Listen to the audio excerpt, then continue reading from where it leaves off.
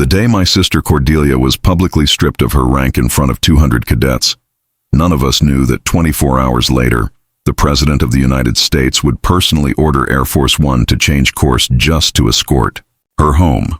I'm talking about Lieutenant Colonel Cordelia Thorne, the most decorated pilot in our family's 3 generations of military service.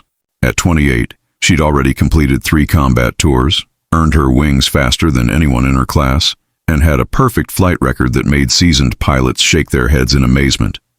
Her call sign, Phoenix, wasn't some cute nickname about her fiery red hair. It came from her supernatural ability to pull victory from situations that should have killed her and everyone flying with her. But let me back up and tell you about our family, because understanding who we are makes what happened to Cordelia even more devastating. Our father, Colonel Vincent Thorne, spent 30 years in the Air Force before retiring as a decorated squadron commander. He's the kind of man who still stands at attention when the national anthem plays, who taught us that honor isn't something you wear on your uniform, but something you carry in your chest every single day. Dad always said the Thorne family name meant something in military circles, and he was right. 3 generations of us had served without a single black mark on our record. Our mother, Dr. Isabel Thorne, is a military psychologist who's spent her career helping soldiers process trauma and return to service. She's seen the worst of what war does to people, but she's also seen the incredible strength that emerges when someone refuses to give up. Mom always told us growing up that the truth has a way of surfacing when you least expect it, especially when powerful people try to bury it. I'm Bradley Thorne, and I'm the one telling you this story because I was there. I witnessed my sister's complete destruction and her impossible resurrection, and I still can't believe what I saw with my own eyes. I'm 2 years younger than Cordelia, and while she followed Dad into the cockpit, I went the civilian route as a journalist. Maybe that's why I noticed things others missed, why I could see the cracks in the story that everyone else accepted as fact. Cordelia had just returned from her 3rd deployment overseas, this time leading a squadron in some of the most dangerous airspace in the Middle East. She'd volunteered for every difficult mission, turned down safer assignments, and brought every single pilot under her command home alive. When she was selected for the Advanced Tactical Leadership Program at Nellis Air Force Base in Nevada, it felt like destiny. This wasn't just any program. This was the elite of the elite, the place where the Air Force trains its future commanders and develops the tactics that keep America safe. The whole family was planning to attend her graduation ceremony. Dad had taken leave from his consulting job. Mom had rearranged her patient schedule, and I'd driven out from Los Angeles where I work for a military affairs publication. We were expecting to watch Cordelia receive top honors, probably get promoted ahead of schedule, and celebrate another Thorne family success story. Instead, we watched her career implode in the most public, humiliating way possible. What happened to my sister in that hearing room at Nellis Air Force Base should have been the end of her story. A brilliant pilot brought down by accusations that made no sense to anyone who knew her. But here's what I learned that day. Sometimes when you think you're watching someone's destruction, you're actually witnessing the setup for the most incredible comeback in military history, and it all started with Cordelia doing what she'd always done, flying toward danger when everyone else was flying away from it. The Advanced Tactical Leadership Program at Nellis Air Force Base isn't just another military school. It's where the Air Force sends its absolute best pilots to learn the skills that will make them squadron commanders, base leaders, and the tactical minds who shape how America fights in the air. Getting selected for this program is like being handpicked for greatness. Out of thousands of qualified pilots, only 24 are chosen each year. Cordelia had arrived at Nellis 6 months earlier with a service record that read like something out of a recruitment poster. During her first tour in Afghanistan, she'd led a rescue mission that saved 8 Marines trapped behind enemy lines, flying through a sandstorm that grounded every other aircraft in the region. Her second deployment took her to Syria, where she'd perfected close air support tactics that became standard operating procedure across multiple squadrons. On her third tour, she'd trained Iraqi pilots while flying combat missions that helped retake key cities from insurgent forces. But what really set Cordelia apart wasn't just her technical skills or her courage under fire. It was her ability to see the bigger picture during combat, to process multiple threats simultaneously and make split-second decisions that saved lives. Her fellow pilots called it Phoenix Vision because she seemed to see solutions that appeared out of nowhere, like rising from the ashes of impossible situations. I visited her 3 weeks before graduation, expecting to find my sister in celebration mode. Instead, I found someone who looked genuinely worried for the first time in her military career. We met at a diner off base, one of those classic American places with red vinyl booths and coffee that's been brewing since morning. Cordelia slid into the booth across from me, and I could immediately tell something was wrong. "How's the program going?" I asked, expecting her usual confident breakdown of everything she was learning. She stirred her coffee without drinking. A nervous habit I'd never seen from her before. "The training is incredible, Bradley. Everything Dad told us about advanced tactics, everything I thought I knew about aerial combat. This place is 10 levels beyond that." "So what's the problem?" "My commanding officer, Colonel Bradley Ashworth." The way she said his name made it clear this wasn't a simple personality conflict. "He's been questioning every decision I make, every tactical approach, every simulation. Result. Last week he pulled me aside and said my flying style is too aggressive and that I need to learn to follow orders instead of creating my own mission parameters." This didn't sound like the Cordelia I knew. She'd always been confident to the point of seeming fearless, but now she seemed genuinely shaken. "What did you tell him?" "I reminded him that my aggressive tactics saved 12 lives in Syria when I broke formation to take out a sniper position that intelligence had missed. You know what he said? He said that kind of cowboy mentality might work in the field, but it has no place in leadership." I watched my sister's hands as she spoke. These were the same hands that had controlled million-dollar aircraft through combat zones, that had never trembled even when surface-to-air missiles were tracking her plane. Now they were shaking slightly as she reached for her coffee. "Cordelia, you've got the best flight record in your class. You've got commendations from 3 different commanding officers. One colonel with a bad attitude isn't going to change that. It's not just his attitude, Bradley. He's been documenting everything. Every training flight, every simulation, every classroom discussion. He's building a case for something and I can't figure out what." Our conversation was interrupted when another pilot from her program walked into the diner. Captain Derek Morrison, son of General Morrison, who runs tactical operations at the Pentagon. Derek had been in Cordelia's class since day one, and from what she'd told me, they'd developed both a professional respect and a genuine friendship. "Phoenix," Derek called out, using her call sign. "Mind if I join you?" Cordelia's demeanor shifted immediately. Around her fellow pilots, she was still the confident leader I'd always known. "Derek, this is my brother Bradley." "Bradley, Derek's the only pilot in our class who can keep up with me in air-to-air combat simulations." Derek laughed as he sat down. "Keep up with you? I'm lucky if I can figure out what you're doing half the time. Your tactical innovations are going to be taught here for the next 20 years. But when I mentioned Colonel Ashworth, Derek's expression changed. He glanced around the diner, making sure no one else was listening. "Phoenix, you're not the only one who's noticed his behavior. Half our class thinks he's got some kind of problem with you specifically. The other half thinks he's trying to make an example out of our top performer to keep the rest of us in line." "What do you mean, make an example?" "Look, my father's been in military leadership for 30 years. He's told me stories about commanders who feel threatened by subordinates who are too good at their jobs. Sometimes they create problems where none exist." Cordelia leaned back in the booth, processing this information. "You think Ashworth sees me as a threat to his authority? I think Ashworth sees you as someone who makes decisions based on what's right instead of what's safe. And in his mind, that makes you dangerous." As we left the diner that evening, Cordelia pulled me aside one more time. "Bradley, promise me something. If anything happens during graduation week, if anything goes wrong, I need you to remember this conversation. Remember that I've never disobeyed a direct order in my entire career. Remember that everything I've done has been about saving lives and completing the mission." I promised her, thinking she was just being paranoid. Looking back now, I realized she already sensed that Colonel Ashworth was setting her up for something much worse than a bad performance review. The entire Thorne family arrived in Las Vegas. 4 days before graduation, excited to watch Cordelia receive the honors she'd earned. We had no idea we were about to witness the most devastating 24 hours of our lives, followed by the most miraculous reversal in military history. The issue. Final evaluation exercise was scheduled for November 15th at 600 hours.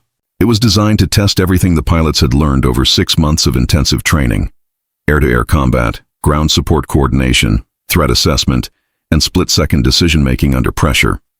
The exercise involved multiple aircraft, simulated enemy targets, and complex scenarios that would push every pilot to their absolute limits. Our family had arrived the night before, staying at a hotel near the base. Dad was practically vibrating with excitement, telling anyone who would listen about his daughter's accomplishments. Mom was her usual calm self, but I could see the pride in her eyes every time someone mentioned Cordelia's name. We were supposed to watch the exercise from an observation deck, then attend the graduation ceremony where Cordelia was expected to receive the Distinguished Flying Cross for her performance in the program. At 05:45, we took our positions in the observation tower. Below us, the flight line buzzed with activity as ground crews performed final checks on 6 F-16 Fighting Falcons. I watched through binoculars as Cordelia completed her pre-flight inspection, her movements precise and confident. She looked up toward our observation deck and gave us a quick thumbs up before climbing into her cockpit. The exercise began exactly on schedule. The pilots were divided into 2 teams, with Cordelia leading the blue team against a red team of instructors flying as enemy aircraft. The scenario involved protecting a simulated civilian airfield while engaging multiple threats across a 100-square-mile training area. For the first 30 minutes, everything went perfectly. Cordelia's tactical decisions were flawless. Her communication with her wingmen was textbook perfect, and her blue team was systematically eliminating red team targets while maintaining complete protection of the civilian airfield. Even the instructors in the observation tower were nodding approvingly at her performance. Then something changed. At 06:37, air traffic control announced a new element had been added to the exercise. An unidentified aircraft had entered the training airspace and was not responding to radio calls. Standard protocol required all exercise aircraft to return to base immediately while the situation was assessed. But Cordelia didn't return to base. Instead, I watched through binoculars as her F-16 banked hard to the north and accelerated toward the unidentified contact. Her wingman, Lieutenant Marcus Rivera, followed her for about 30 seconds before breaking off and heading back to base as ordered. "What is she doing?" Dad asked, lowering his own binoculars with confusion written across his face. Before anyone could answer, Colonel Ashworth's voice came over the observation deck speakers, broadcasting on the same frequency the pilots were using. "Phoenix, you are ordered to return to base immediately. Acknowledge." Cordelia's voice came back crisp and professional. "Negative, Control. I have visual on the unidentified aircraft. It's not responding to radio calls and appears to be on an EOR. Intercept course with civilian traffic. Phoenix, this is a training exercise. Return to base immediately. That is a direct order." There was a long pause before Cordelia responded. "Control, I have a visual on what appears to be a hijacked civilian aircraft approximately 2 miles from a commercial airliner. I am moving to intercept." Colonel Ashworth's voice became sharper. "Lieutenant Colonel Thorne, there is no hijacked aircraft. This is a simulation malfunction. You are ordered to disengage immediately and return to base." What happened next lasted maybe 90 seconds, but it felt like hours. Through the binoculars, I could see Cordelia's F-16 closing on what looked like a small private jet. The jet was indeed flying erratically, well outside normal flight patterns for the area. Then suddenly, the private jet banked away from what appeared to be a commercial airliner in the distance and began heading back toward Las Vegas airspace. Cordelia's voice came over the radio one final time. "Control, unidentified aircraft has changed course and is no longer a threat to civilian traffic. Phoenix returning to base." When she landed 20 minutes later, Colonel Ashworth was waiting on the tarmac with military police. The disciplinary hearing convened that afternoon in a sterile conference room that smelled like industrial carpet and stale coffee. Our family sat in the gallery behind Cordelia, who stood at attention in her dress uniform.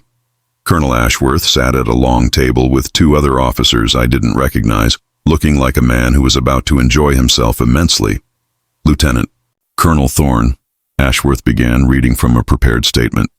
"You are charged with willful disobedience of direct orders, endangering civilian aircraft, and conduct unbecoming an officer. During this morning's training exercise, you ignored repeated direct orders to return to base, pursued an unauthorized target outside the designated training area, and created a potential international incident by intercepting a civilian aircraft without proper authorization." I felt my stomach drop. The way Ashworth presented the facts made Cordelia sound reckless and insubordinate. He had recordings of the radio communications, flight data showing her deviation from the exercise parameters, and testimony from her wingman confirming that she had acted alone against direct orders.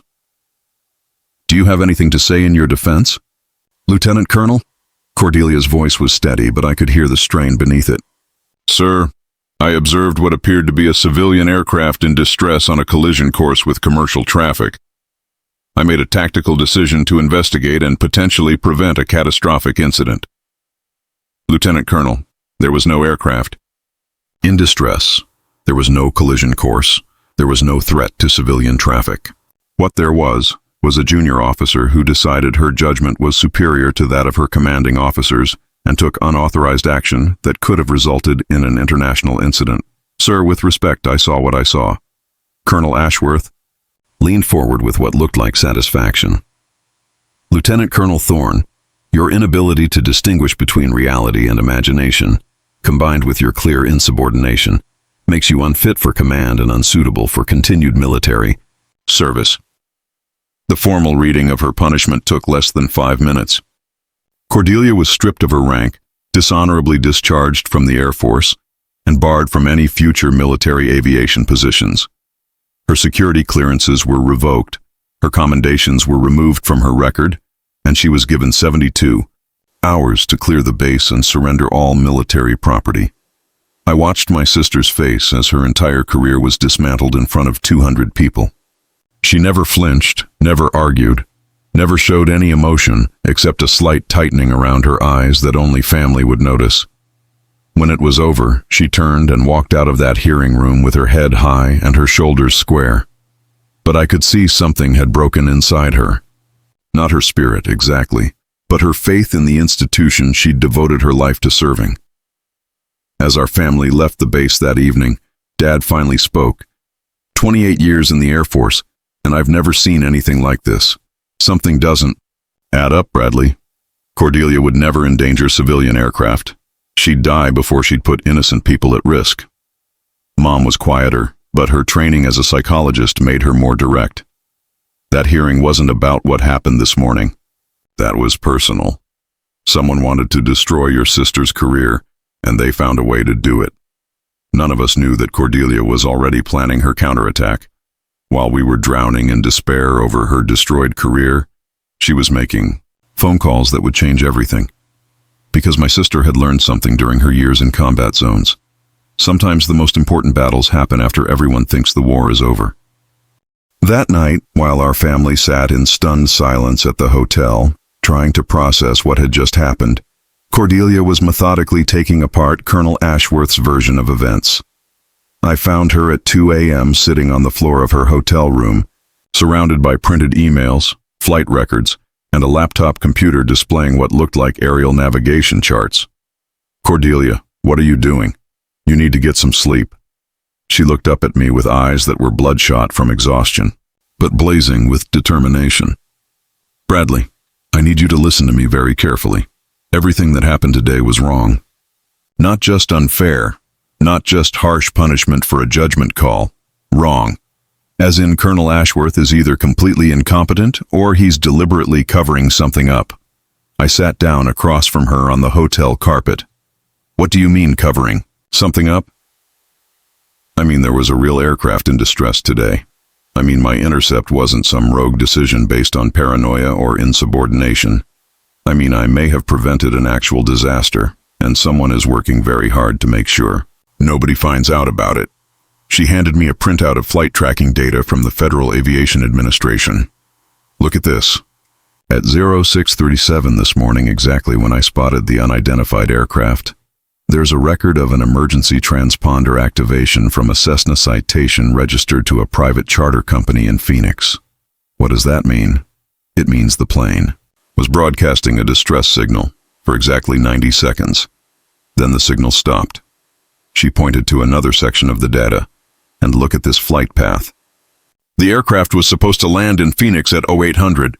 Instead, it was flying a direct intercept course toward American Airlines Flight 447, which was carrying 290 passengers from Los Angeles to Denver.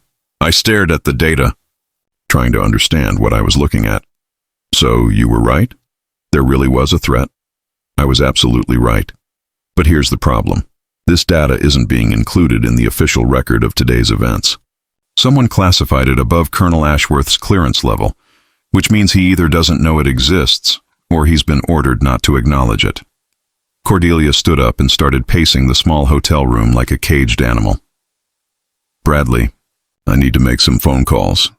People who were involved in operations I can't discuss with you. If I'm right about what happened today, then I didn't just save a training exercise from going wrong. I prevented a terrorist attack. A terrorist attack? Cordelia, are you sure you're not reading too much into this? She stopped pacing and looked at me with the same expression she'd worn in combat zones, the look that said she was processing multiple threats and calculating her next move. I'm going to call Captain Delia Reeves. She's stationed at Peterson Air Force Base in Colorado, and she was flying air defense missions in this region last week.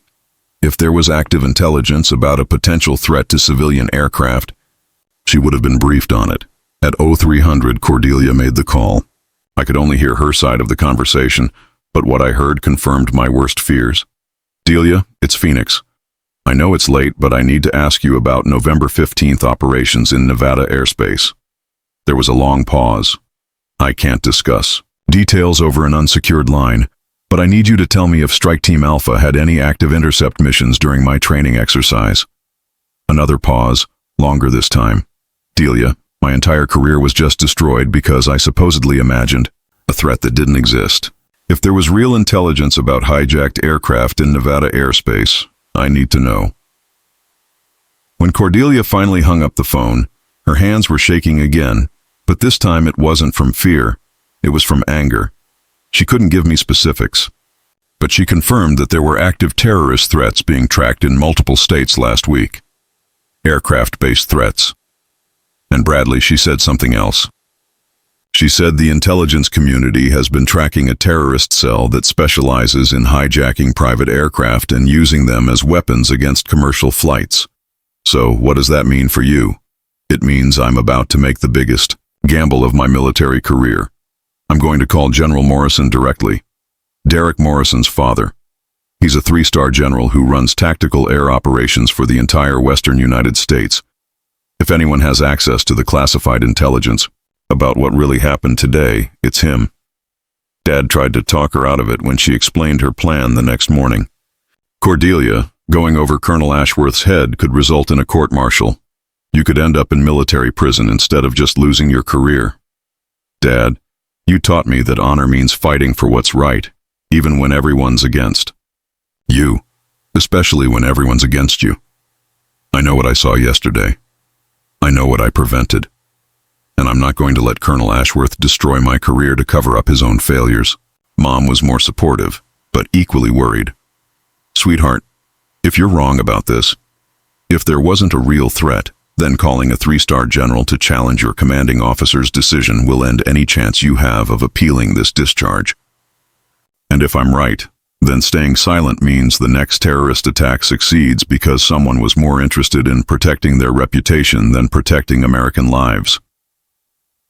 At 1,000 hours that morning, Cordelia placed the call that would change everything.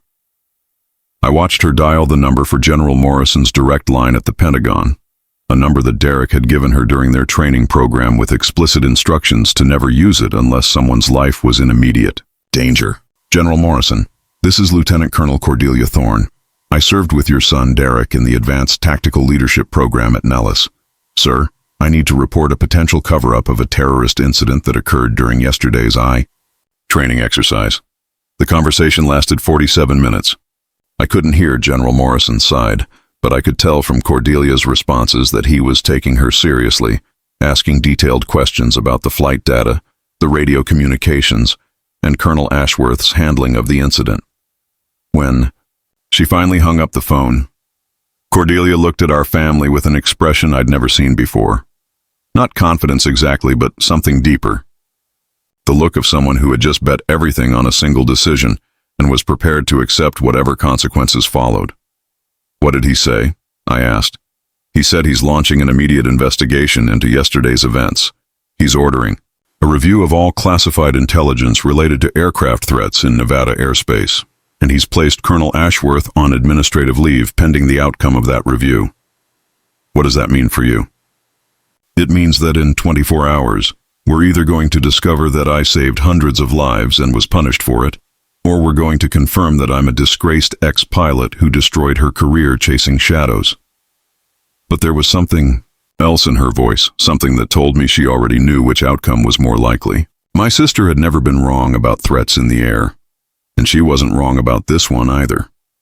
What none of us expected was just how dramatically the truth would vindicate her, or how high up the chain of command her actions had attracted attention. Because while we were waiting to hear from General Morrison, someone much more powerful had already taken notice of the pilot, who had risked everything to protect civilian aircraft from a threat that officially didn't exist. General Morrison didn't just take Cordelia's call seriously. Within 6 hours of their conversation, he had mobilized resources across 3 government agencies to reconstruct exactly what had happened during that training exercise. What they discovered changed everything we thought we knew about November 15th. The call came at 06:30 the next morning. I was barely awake when the hotel phone rang, but Cordelia answered on the first ring like she'd been waiting for it. "Lieutenant Colonel Thorne, this is General Morrison. I need you and your family to report to Nellis Air Force Base immediately. There are some people here who need to speak with you." The tone in his voice was impossible to read, but it wasn't the voice of a man delivering bad news. It was the voice of someone who had just uncovered something significant and needed to handle it very carefully. When we arrived at the base, we were escorted not to the usual administrative buildings, but to a secure facility that required special clearance just to enter. Inside, we found General Morrison himself, along with 2 people in civilian clothes who introduced themselves as Agent Sarah Chen from the FBI and Agent Robert Hayes from Homeland Security. "Lieutenant Colonel Thorne," General Morrison began, "what I'm about to tell you is classified at the highest levels, but given what you've been through, you have a right to know the truth. Yesterday morning, you didn't disrupt a training exercise. You prevented the most sophisticated terrorist attack attempted on American soil since September 11th. I felt the room start to spin. Cordelia remained perfectly still, but I could see her processing this information with the same tactical mind that had served her in combat. Agent Chen opened a laptop and turned it toward us. "The aircraft you intercepted was a Cessna Citation that had been hijacked 3 hours earlier during what appeared to be a routine charter flight from Phoenix to Las Vegas. The passengers were a businessman and his wife who were supposed to attend a conference. Instead, they were bound and sedated in the cargo compartment while 2 trained operatives took control of the aircraft." Agent Hayes continued the briefing. "The plan was elegant and terrifying. The hijacked Citation would intercept American Airlines Flight 447, which was carrying 290 passengers. The Citation would collide with the commercial aircraft over populated areas of Nevada, creating maximum casualties both in the air and on the ground." "But how did they know to target that specific flight?" Dad asked. "Because this wasn't random terrorism," Agent Chen replied. "Flight 447 was carrying Senator Patricia Williams and her family, along with 3 other members of the Senate Intelligence Committee. This was an assassination attempt disguised as a terrorist attack, designed to eliminate key figures in American national security while maximizing civilian casualties." General Morrison pulled up another screen showing radar tracks from the morning of the incident. "Lieutenant Colonel Thorne, when you broke formation to intercept that Citation, you disrupted a timeline that had been planned for months. The hijackers were depending on the training exercise to provide cover for their approach, assuming that military aircraft in the area would be focused on simulated threats rather than real ones. But how did Colonel Ashworth not know any of this?" I asked. The 3 officials exchanged glances before Agent Hayes answered. Colonel Ashworth did know. He was briefed on potential aircraft threats in his region, but the intelligence was compartmentalized. He was told to maintain normal training operations and let other agencies handle any actual threats. When Lieutenant Colonel Thorne broke protocol to investigate the unidentified aircraft, he panicked. Panicked how? He was afraid that acknowledging a real threat during a training exercise would expose the fact that he had failed to brief his pilots about potential dangers in their airspace. So he made a decision to classify the incident as pilot error rather than admit that his own security briefing was inadequate. Cordelia spoke for the first time since we'd arrived. Are you telling me that Colonel Ashworth destroyed my career to cover up his own mistake? We're telling you that Colonel Ashworth is currently under arrest for obstruction of justice, failure to report a terrorist incident, and conduct prejudicial to good order and discipline, General Morrison replied. His actions didn't just harm your career, Lieutenant Colonel. They nearly allowed a terrorist attack to succeed. Agent Chen turned her laptop toward us again, showing surveillance footage from the hijacked citation. What you're about to see is classified imagery from the aircraft you intercepted. The two hijackers realized they'd been spotted by military aircraft and made the decision to abort their mission rather than risk being shot down before reaching their target. The footage was grainy but clear enough to see two men in the cockpit of the citation, one of them speaking rapidly into a radio, while the other monitored what appeared to be radar equipment. When Cordelia's F-16 came into visual range, both men immediately began working to change their flight path.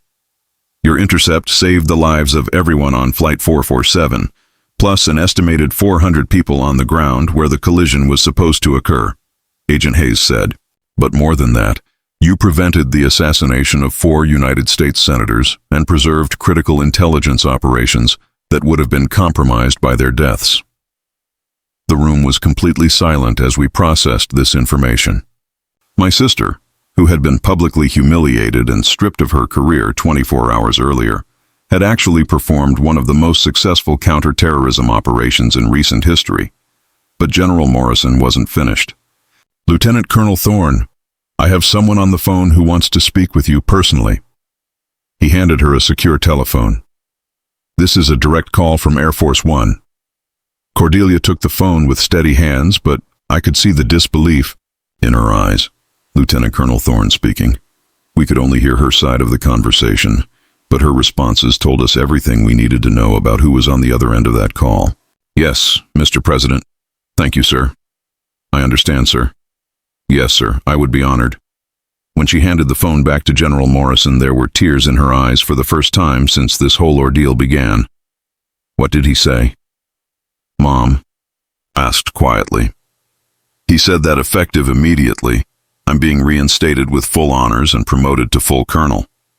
He said that Air Force One is being diverted from its current flight path to personally escort me to Washington for a classified briefing about a new counterterrorism aviation unit that I'm being asked to command. General Morrison smiled for the first time since we'd met him. Colonel Thorne, if you look out that window, you'll see that Air Force One is currently approaching Nellis Air Force Base. The President of the United States has personally ordered his aircraft to change course so that he can meet the pilot who prevented a catastrophic terrorist attack while everyone else was calling her insubordinate. I walked to the window and looked out at the flight line.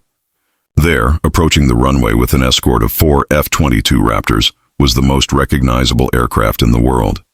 Air Force One was landing at Nellis Air Force Base to honor my sister. There's one more thing, Agent Chen said. The terrorist cell that planned this attack has been under surveillance for 8 months. Your intercept didn't just stop one attack. It led us directly to their entire network. 17 arrests were made last night in 4 different states, and we recovered. Plans for 3 additional aircraft-based attacks scheduled for the next 6 weeks. You didn't just save the people on Flight 447, Agent Hayes added.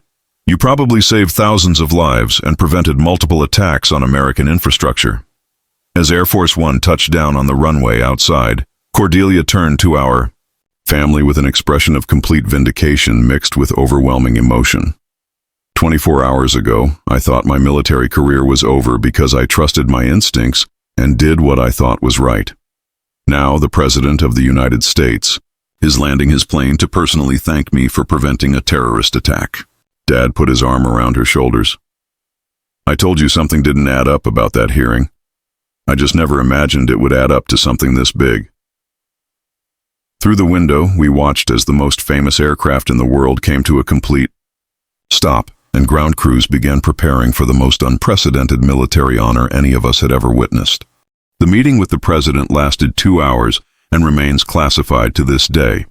What I can tell you is that when Cordelia emerged from Air Force One, she was no longer the disgraced pilot who had been publicly humiliated 48 hours earlier. She was Colonel Cordelia Thorne, newly appointed commander of the Air Force's most elite counterterrorism aviation unit, with direct reporting authority to the Joint Chiefs of Staff. But the personal transformation was even more dramatic than the professional one.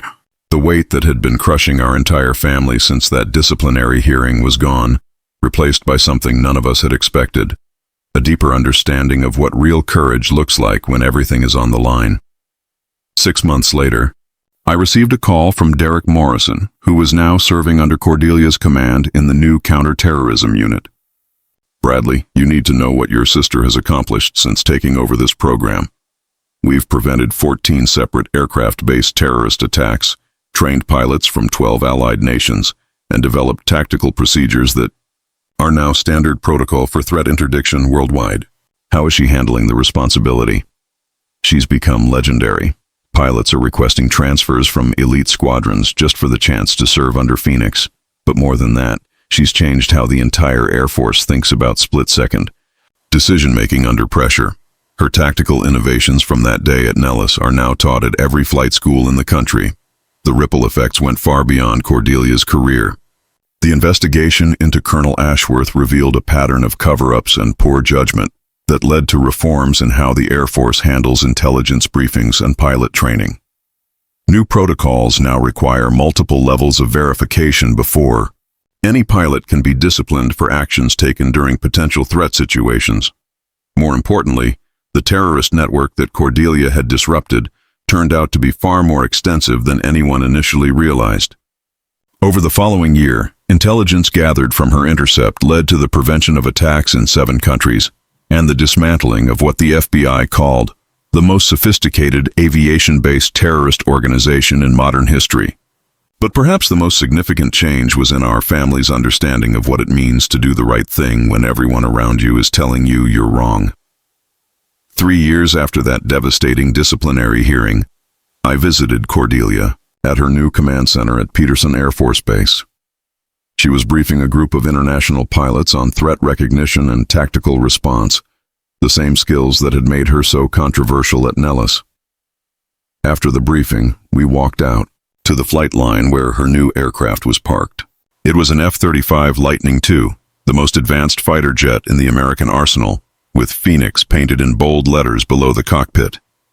But what struck me most was the small inscription painted just below her call sign: "Trust your training, trust your instincts, trust your mission." "Do you ever think about what would have happened if you hadn't made that intercept?" I asked her. "Every single day," she replied. "But not in the way you might think. I don't think about the lives that would have been lost, although that keeps me motivated. I think about what would have happened to my own integrity if I had followed orders that I knew were wrong." "What do you mean?" "Bradley, that morning at Nellis I had a choice.